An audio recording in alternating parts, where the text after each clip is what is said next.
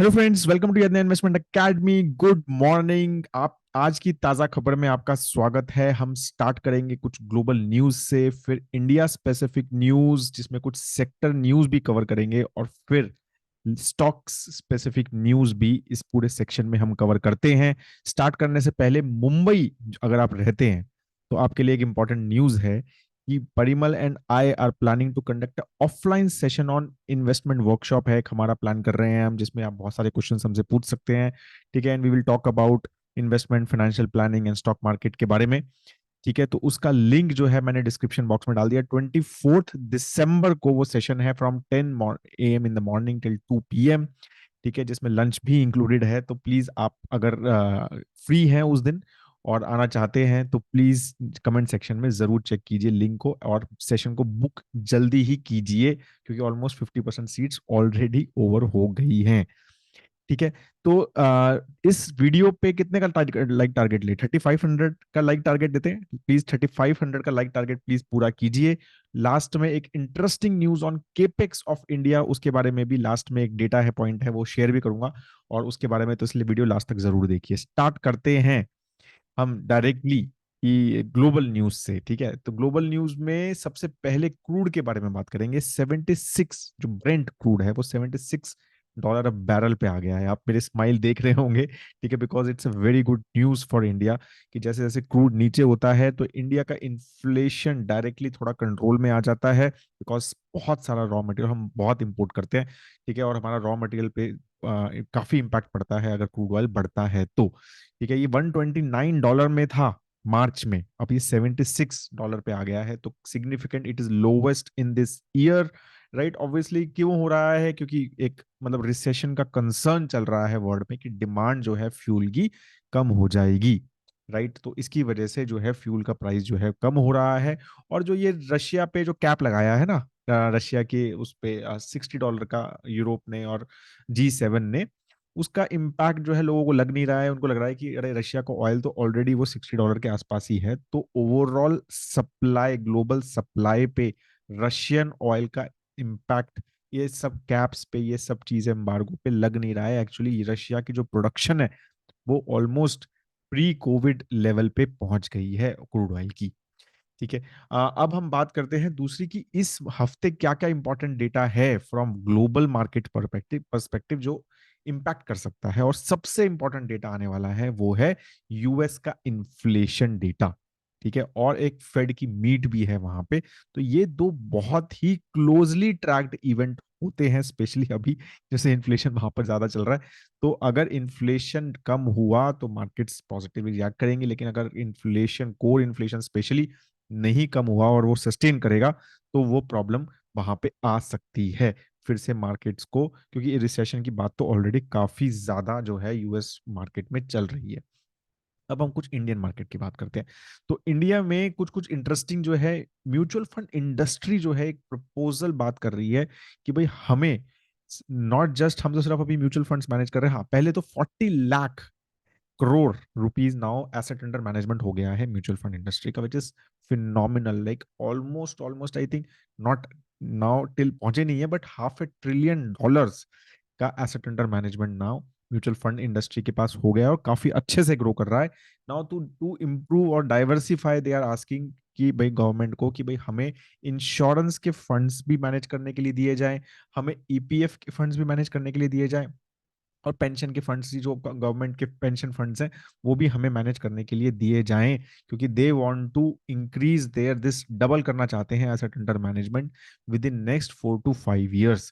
ठीक है, तो वो इसलिए जो है काफी बात चल रही है गवर्नमेंट की, क्योंकि ऑब्वियसली बिकॉज एक काफी रेगुलेटेड, वेल रेगुलेटेड इंडस्ट्री है। सो दे सेड कि भाई हम ये सारी चीजें भी अच्छे से मैनेज कर सकते हैं, तो it can be a good growth from mutual fund companies and mutual fund industry perspective, अगर ऐसा होता है तो।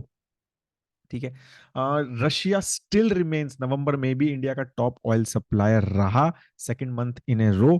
ठीक है, सेकंड जो है वो इराक रहा, और शायद थर्ड जो है वो सऊदी अरेबिया रहा। राइट, पावर डेफिसिट इंडिया में काफी कम हो गया। इट वाज ऑलमोस्ट 2% था अप्रैल में। आपको पता है पावर क्राइसिस हो गया था, कोल वगैरह की डिमांड पे काफी बात चल रही थी उस टाइम भी। आई थिंक पार्लियामेंट चल रहा था, काफी डिस्कशन चल रहा था इस बारे में। लेकिन अब जो है वो काफी कम हो गया है, सिर्फ 0.2% का पावर डेफिसिट जो है वो रिपोर्ट हुआ है नवंबर में। ठीक है, तो पावर डेफिसिट तो कम हो गया, क्योंकि ऑब्वियसली पावर का डिमांड जो है वो ठंड में इंडिया में इतना ज्यादा नहीं होता, यूरोप में ज्यादा होता है। यूरोप में ठंड बहुत ज्यादा पड़ती है, तो वहां पर नेचुरल गैस बहुत ज्यादा चाहिए होती है, बट इंडिया में विंटर्स बिकॉज बहुत ज्यादा नहीं पड़ती हैं, तो इसलिए पावर का जो डिमांड है वो डिक्लाइन हो जाता है, समर्स में पीक होता है। अप्रैल मई जून जो है वो पीक होता है इंडिया में, तो वो काफी अभी 0.2% पे आ गया है। तो काफी एक नॉर्मल हमारा पावर डेफिसिट जो है वो खत्म हो गया है होपफुली, क्या कहते हैं, और ये जो है बिल्कुल जीरो पे आ जाएगा, और पावर डेफिसिट की जगह सरप्लस की बात हम जो है वो धीरे धीरे करने लग जाएंगे। ठीक है, नेक्स्ट जो इंटरेस्टिंग डेटा है वो फॉरेक्स रिजर्व पे है। राइट, तो हमारा जो फॉरेक्स रिजर्व है I think 561 billion dollar touch हो गया है, तो 3 मंथ्स का हाईएस्ट लेवल पे आ गया है। क्यों? क्योंकि डॉलर इंडेक्स जो है वो नीचे आ गया है। जब डॉलर इंडेक्स नीचे आएगा तो आइडियली तो हमारा जो है आईएनआर जो है वो भी नीचे आना चाहिए था, बट आई थिंक जो है आरबीआई बाय कर रही है डॉलर को, और they don't want to decrease India का जो करेंसी है टू हेल्प एक्सपोर्टर्स, क्योंकि एक तो हम ग्लोबल स्लो डाउन चल रहा है, राइट, तो उसकी वजह से एक्सपोर्टर्स को वैसे ही परेशानी है डिमांड रिलेटेड। अब उस पे अगर करेंसी एप्रिशिएट करने लग जाएगी तो उनको और परेशानी हो जाएगी, इसीलिए शायद आरबीआई जो है वो करेंसी को एप्रिशिएट नहीं करने दे रही है और डॉलर बाय कर रही है मार्केट से। ठीक है, और इसलिए हमारा फॉरेक्स रिजर्व बढ़ रहा है, तो ऑलमोस्ट 561 बिलियन टू या 563 का नंबर एग्जैक्टली याद नहीं है, बट उस पे आ गया है, जो 3 मंथ्स का हाई पे है। केपिक्स टारगेट जो है वो गवर्नमेंट के अच्छे चल रहे हैं, specially as compare to last year. ठीक है, तो उस हिसाब से अच्छा कर रही है गवर्नमेंट। 55% का टारगेट केपिक्स का जो गवर्नमेंट ने रखा था वो ऑलरेडी अचीव हो गया है अक्टूबर तक। राइट, तो which is a pretty good number. ठीक है, तो इसका मतलब केपेक्स नंबर में अच्छा हो रहा है फ्रॉम गवर्नमेंट साइड, और इसके ऊपर ही मेरा लास्ट जो इंटरेस्टिंग डेटा है वो मैं आपको दिखाऊंगा और शेयर भी करूंगा। ठीक है, तो जरूर लास्ट तक देखिएगा। अब हम बात करते हैं कुछ कंपनी स्पेसिफिक इंफॉर्मेशन की। अच्छा, इस हफ्ते 3 आईपीओ, इंटरेस्टिंग आईपीओ आने वाले हैं। ठीक है, एक तो सूला वाइन यार्ड्स का, राइट, वाइन कंपनी है, आपको पता ही है, आई एम श्योर बहुत सारे लोग जानते हैं सूला वाइन यार्ड को, स्पेशली महाराष्ट्र और ये सब जगहों पे तो बहुत फेमस ब्रांड है सूला वाइन यार्ड। ठीक है ना, तो वो उसका आईपीओ आ रहा है। लैंडमार्क कार्स का आईपीओ आ रहा है। लैंडमार्क कार्स एक डीलरशिप कंपनी है जो प्रीमियम कार्स की डीलरशिप लेती है। ठीक है, और हमने काफी बस देखा भी होगा, लैंडमार्क मर्सिडीज वगैरह के जो शोरूम्स हैं वो लैंडमार्क के नाम से होते हैं। तो उनका भी, उनके काफी सारे आई थिंक थाउजेंड्स में उनके डीलरशिप्स हैं, तो उनका भी आईपीओ आ रहा है। और एक एबांस होल्डिंग करके कंपनी है जो कि एक एनबीएफसी है मोर और लेस, राइट, तो उनका भी आईपीओ आ रहा है। अगर आप चाहते हैं कि इन तीनों में से हम कोई भी आईपीओ का एनालिसिस करें डिटेल में, राइट, तो प्लीज कमेंट सेक्शन में लिखिए एंड वी विल लिखिए। ठीक है, and we will try to do the analysis. तीनों का तो नहीं कर पाएंगे, ट्राई करेंगे एक मैक्सिमम दो, बट प्लीज जो है आपको जो आपको बेस्ट लगता है, आपको लगता है कि इसका जरूर कीजिए, वो आप नीचे कमेंट सेक्शन पे लिखिए।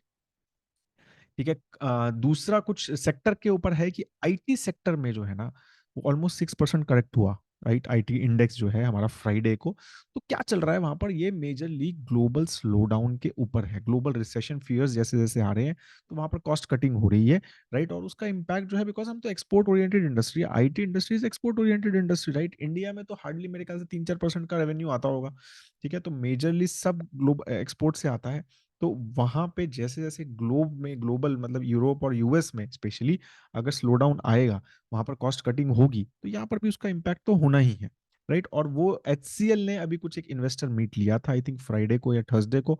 उन्होंने बोला कि भाई हमने जो एक्सपेक्टेशन ऑफ ग्रोथ बताया आपको, राइट, उन्होंने एक रेंज बताया था 13 से 14.5 समथिंग, तो वो डाउन रेंज में रहेगा, 13 के आसपास ही रहेगा, 14.5 के आसपास नहीं रहेगा, बिकॉज दे आर सीइंग कि डिमांड जो है स्लो हो रहा है। राइट, तो इसकी वजह से आईटी फिर से थोड़ा सा रिबाउंड किया था सितंबर लो के बाद मेरे ख्याल से, बट वो शायद वापस जाता हुआ नीचे आया। आ, कुछ इंटरेस्टिंग न्यूज जो आई है वो पेटीएम के ऊपर, आई एम श्योर शायद परिमल ने फ्राइडे को भी कवर किया था कि Paytm is planning to do a buy back. ठीक है, अब ये बात चल रही थी, अरे आईपीओ निकाला, आईपीओ के पैसों से बाय बैक करेंगे। ठीक है, जो 2021 रुपए का आईपीओ का प्राइस अब शायद कुछ 500 समथिंग का है। ठीक है ना, तो उससे बाय बैक करेंगे, तो दिस इज वेरी रॉन्ग, और ये सब चीजें भी बात हो रही थी, तो आई थिंक ये थोड़ा क्लैरिफिकेशन आया है। रिपोर्ट्स अगेन सोर्स से आया है, कंपनी से नहीं आया है, कि आईपीओ का पैसा they can not use for buyback. तो उनके जो पहले के जो रिजर्व्स थे या फिर पहले के जो इन्वेस्टर का पैसा था उससे वो बायबैक करने वाले हैं। प्लान कर रहा हूँ इसके ऊपर भी एक वीडियो ऑन पेटीएम बायबैक के ऊपर थोड़ा डिटेल में बात करने वाले के। ठीक है। एयर इंडिया ने एक बहुत बड़ा 500 एयरक्राफ्ट्स का ऑर्डर की बात चल रही है विद एयरबस एंड बोइंग। और ये बात चल रही है, ये $100 बिलियन का ऑर्डर हो सकता है, ऑलमोस्ट $100 बिलियन। मतलब ऑब्वियसली इतना बड़ा नहीं होगा, बट लिस्ट प्राइस पे बात चल रही है तो शायद 60-70 बिलियन डॉलर, बट एक $multi-billion का एक प्रोजेक्ट, बड़ा प्रोजेक्ट जो है वो एयर इंडिया कर रहा है। तो क्लियरली टाटा का काफी फोकस है एयर इंडिया पे, पूरा रिवैम्प पे पूरा। ठीक है, काफी ज्यादा चेंजेस चल रहे हैं वहां पे। ठीक है, तो ये मेरे को लगता है ऐसा कि नेक्स्ट 2-3 ईयर्स में I think area we will see a very very new look Air India. जिस तरह से काफी ज्यादा चेंजेस और काफी ज्यादा न्यूज में ये बात चल रही है। ठीक है, महिंद्रा हॉलीडेज की एक न्यूज आई कि 1500 करोड़ रुपए का प्लान कर रहे हैं वो इन्वेस्ट करने का इन नेक्स्ट 3 इयर्स। ठीक है, टू ऑब्वियसली इंक्लूड, मतलब रिजॉर्ट के नए रिजॉर्ट्स में ऐड करने के लिए और रूम में एडिशन करने के लिए। और ऑब्वियसली अभी मार्केट जो है स्पेशली अपना hospitality is doing very well post Covid, थोड़ा सा डिमांड भी अच्छा आया, राइट। और रिवेंज स्पेंडिंग जो बोलते हैं वो भी हुआ, बट ओवरऑल वैसे भी ये अच्छा स्ट्रॉन्ग ग्रोथ मार्केट है ही, राइट। कैपिटल इंटेंसिव है बट वैसे अच्छा मार्केट है। तो 1500 करोड़ रुपए का investment which is a good investment from A perspective of Mahindra holiday, जो कि एक स्मॉल कैप कंपनी है, तो वो अच्छा है। मैरिको ने एक एक्विजिशन किया है ऑलमोस्ट आई थिंक 172 करोड़ का in Vietnam personal care, female personal care brands लिए हैं कुछ, शैम्पू वगैरह फीमेल के, तो वो उन्होंने वहां पर उस कंपनी को एक्वायर किया है। तो उसके ऊपर एक न्यूज थी। जय प्रकाश एसोसिएट जो है, they are planning to sell the cement unit. ठीक है, जिसमें दालमिया भारत, अदानी और आदित्य बिरला, मतलब Adani cement, Dalmia cement, right, और अल्ट्राटेक अदानी तो ये तीनों जो है इंटरेस्टेड है। दालमिया भारत की बात हो रही है कि सबसे ज्यादा उन्हीं के चांस है मिलने के। तो वो भी एक बात वहां पर चल रही है। ग्लेनमार्क फार्मा को एक और वार्निंग लेटर मिला है गोवा प्लांट के लिए। तो this is a negative news, but ये चीजें एज आई सेड, हमेशा मैं बोलता हूँ फार्मा में ये सब चीजें चलती रहती हैं, वार्निंग लेटर मिलते हैं फिर वो सॉल्व हो जाते हैं। But these are things, this is how it works in pharma. ठीक है, तो हमें उन सब चीजों पे आई थिंक रिएक्ट नहीं करना चाहिए। ठीक है, तो अब मैं आपको I want to share that interesting news, right. Data news नहीं है एक्चुअली, इंटरेस्टिंग डेटा है। ठीक है, तो I will share that with you. तो आप वो उसके ऊपर थोड़ा सा डिस्कशन डिस्कशन करेंगे। तो मेजरली न्यूज तो मेरी कंप्लीट हुई है। I hope that you can see my screen. तो ये बहुत इंटरेस्टिंग डेटा है ऑन की स्टेट, मतलब जो हमारे स्टेट्स हैं वो कितना केपेक्स कर रहे हैं, मतलब इंफ्रास्ट्रक्चर में पैसा कितना खर्च कर रहे हैं, और सेंटर कितना कर रहा है केपेक्स, राइट। और कॉर्पोरेट्स कितना केपेक्स कर रहे हैं। तो बहुत बात, आई डोंट नो, आप अगर 2019-20 से हमें हमारे साथ हैं और सुन रहे हैं, तो बहुत बार ये बात होती थी उस टाइम की यार कॉर्पोरेट का केपेक्स नहीं हो रहा, मतलब प्राइवेट कंपनीज जो है वो केपेक्स नहीं कर रही हैं। और ये यहाँ पर दिख रहा है, राइट, क्योंकि उस टाइम केपेक्स हुआ ही नहीं। ये 4-5 साल अगर आप देखेंगे, 5.2, 5.3, 6.3, 5.5, 5.5 ट्रिलियन रुपीज में, राइट, इतना ही कंसिस्टेंटली ये कहीं पर भी केपेक्स इन्होंने किया ही नहीं 5 साल तक, बिल्कुल स्टैंड था, राइट। बट ओनली गवर्नमेंट जो था, मतलब जो अगर नीचे वाला जो है वो स्टेट का है, ये सेंटर का है, तो सेंटर का केपेक्स जो है वो कंसिस्टेंटली बढ़ा है। स्टेट का केपेक्स अभी बहुत बढ़ने लग गया है, और यहाँ पे भी केपेक्स जो है कॉर्पोरेट्स का अब बढ़ रहा है। तो ये जो है ना बहुत पॉजिटिव न्यूज है। इससे पता चल रहा है कि overall positiveness from the corporate sector also. Economy क्यों अच्छा कर रही है, जितना ज्यादा केपेक्स होगा, जितना इंफ्रास्ट्रक्चर में और हर जगह पे पैसा डलेगा, नई कंपनीज नए प्लांट्स लगेंगे कंपनीज के, राइट, नई मैन्युफैक्चरिंग फैसिलिटीज, नए ऑफिसेज, ये सारी चीजें खुलेंगे, उतनी इकोनॉमी जो है वो बायएंट होगी, उतना ज्यादा जॉब्स क्रिएट होंगे, उतना ज्यादा स्पेंडिंग होगा, उतना ज्यादा स्टॉक मार्केट बढ़ेगा। तो ये बहुत इंपॉर्टेंट चार्ट है जो हमें फॉलो करना चाहिए। तो आप देखो अगर, राइट, मैं आपको ये बताना चाह रहा हूँ कि जो कॉर्पोरेट केपेक्स है वो 5.9 था। वो 2000, मतलब 10 साल में कॉर्पोरेट केपेक्स बढ़ा ही नहीं है इंडिया में। तो जो हमारे प्राइवेट कंपनीज हैं उन्होंने पैसा इन्वेस्ट बढ़ाया ही नहीं है। वो FY22 में पहला अच्छा ग्रोथ दिखा है, और अब एक्सपेक्टेड है FY23 में कि 7.1 होगा। तो ये जो है ना, ये बहुत बड़ा फैक्टर है।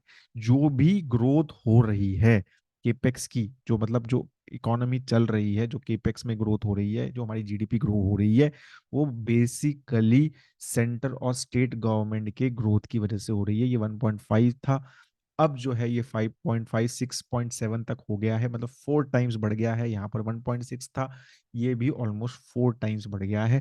तो ये जो चीज है आपको समझनी है कि ये बार बार ये बोला जाता था कि भाई गवर्नमेंट स्पेंडिंग की वजह से हमारी जीडीपी ग्रो हो रही है लास्ट 4-5 साल से, कॉर्पोरेट स्पेंडिंग की वजह से नहीं हो रही। अब कॉर्पोरेट ने भी अगर इन्वॉल्वमेंट लिया और उन्होंने भी इसमें पार्टिसिपेट किया तो मल्टी फोल्ड इंक्रीज इकोनॉमी का इम्प्रूवमेंट का है। ठीक है, तो this is a very very important chart according to me, so that's why I wanted to share in the end. Have a great time ahead दोस्तों। अगर आपको कोई क्वेश्चन है किसी भी मेरी जो न्यूज़ है, प्लीज कमेंट सेक्शन में लिखिए। लाइक टारगेट 3500 का प्लीज कंप्लीट कर दीजिए। ठीक है, have a great time ahead. जय हिंद।